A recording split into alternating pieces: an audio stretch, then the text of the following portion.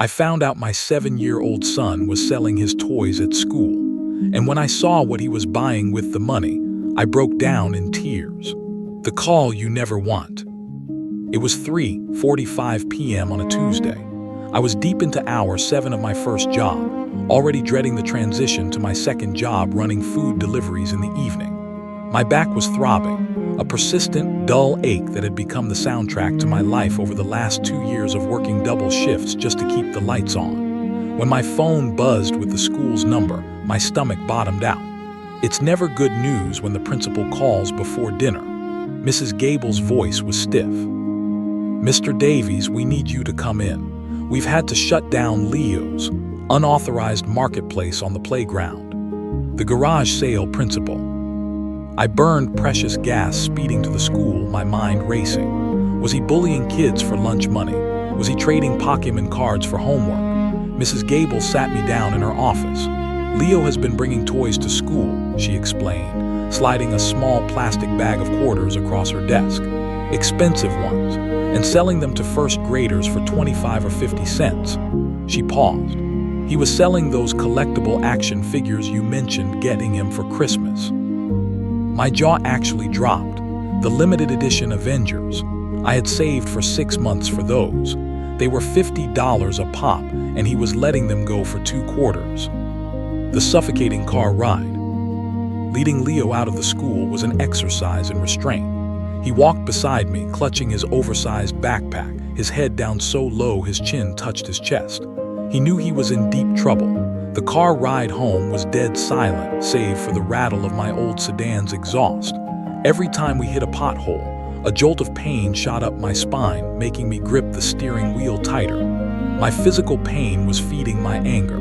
I felt unappreciated. Those toys were a symbol of my sacrifice, proof that I could still provide nice things despite the grind. He treated them like garbage. The explosion at home.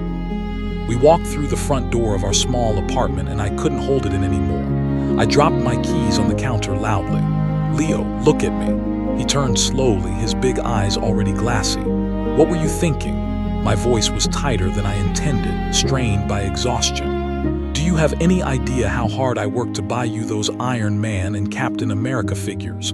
You were practically giving them away. Why?" I wasn't just mad about the money. I was hurt that my effort meant so little to him. The wall of silence. Leo just stood there by the door, twisting the straps of his backpack until his knuckles turned white. He didn't look like some mastermind running a black market toy ring. He looked like a terrified little boy.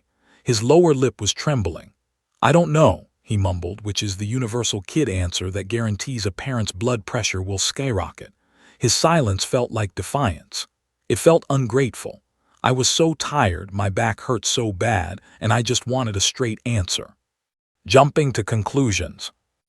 My exhausted brain started filling in the blanks with the worst possible assumptions. When you're constantly stressed about money, you assume everyone else is obsessed with it too. "What did you need $14 for so badly that you sold your Christmas presents?" I accused. "Was it for V-Bucks? More Roblox character skins? Candy at the corner store?" I was projecting. I was accusing this 7-year-old of being greedy because I felt so stretched thin that I resented any unnecessary expense. I felt like a failure, and I was taking it out on him. The backpack seizure. "Show me what you bought," I demanded, holding out my hand. Leo hesitated, taking a half step back. That was it. My patience evaporated. "Leo, give me the bag." When he didn't move fast enough, I reached out and grabbed the backpack from his shoulders. I immediately regretted it. It was too aggressive. I saw the flinch in his eyes, and I hated myself for it. I was the big, scary dad using my size to intimidate him because I was too tired to parent with patience. I marched into the kitchen and upended the backpack onto the laminate floor. I expected the usual debris of elementary school: crumpled worksheets, broken crayons, maybe a forgotten, moldy sandwich. I was definitely expecting to find wrappers or gift cards, the evidence of his ill-gotten gains. Instead, tumbleweeds of pencil shavings fell out, followed by a heavy math textbook, and finally, a small, crumpled white paper pharmacy bag. The unexpected contents. My hands were actually shaking a little as I reached for the pharmacy bag. I was so ready to be right about him buying junk. I tore open the staple at the top. Inside, there was no candy. There were no gaming cards. There was a long CVS receipt totaling $14.50, exactly what the principal said he'd collected. Underneath the receipt was a large, heavy bottle. I pulled it out. It wasn't soda. It was max strength magnesium and turmeric joint support. The confusion and the pamphlet. I stared at the bottle. This was the expensive stuff. The brand I always looked at in the aisle when my back was flaring up, only to grab the generic $4 ibuprofen instead because I couldn't justify the $15 for vitamins. I looked back into the bag. There was one more thing, a folded-up, glossy pamphlet the pharmacist must have given him. The cover featured a serene-looking old couple sleeping on a cloud. The title read, "The Importance of Ergonomic Sleep, Pillows for Spinal Health." The tearful reveal. The anger drained out of me instantly, replaced by a cold wave of confusion and dawning horror. I turned around. Leo was standing in the kitchen doorway, tears finally spilling freely down his cheeks. "Leo," I whispered, holding up the bottle. "What is this?" He sniffed loudly, wiping his nose on his sleeve. "It's for your back, Dad." His voice was so small it cracked. "You think I'm asleep, but I hear you when you get home from the second job.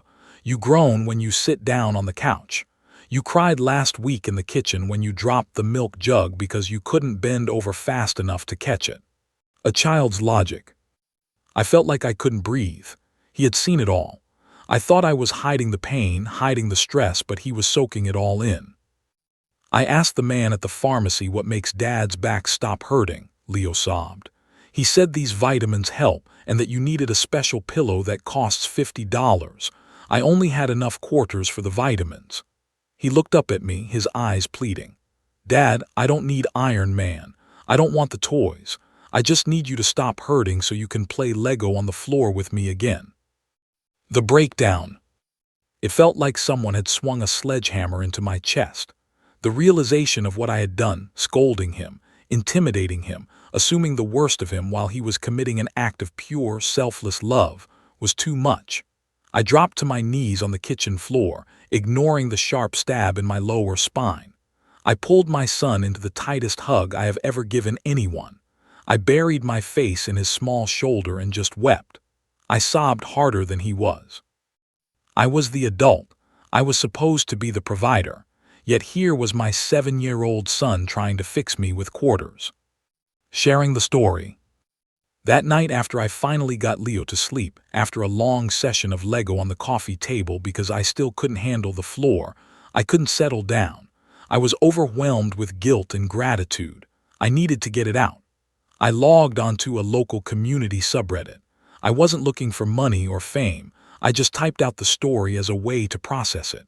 I titled it, "My Son Sold His Christmas to Fix My Back." I posted a blurry picture of the vitamin bottle sitting next to the empty space on his shelf, where Iron Man used to stand. The payoff in the moral. When I woke up the next morning, my phone was practically melting from notifications. The post had gone completely viral in our city, but the message that stopped me cold was from a local family-owned mattress company. The owner had seen the post. He wrote that he remembered being a kid worrying about his own dad's health. He insisted on sending over their top-tier orthopedic mattress and a set of those specialized pillows Leo wanted, completely free of charge. "Leo earned it," the message said. We spend so much time thinking we need to teach our children about sacrifice, about the value of a dollar, about empathy. We lecture them. But sometimes, if we shut up and actually look at what they are doing, we realize they are the ones putting on the masterclass in unconditional love. My back still hurts some days, but sleeping on that mattress knowing my son's heart bought it for me, I've never rested better.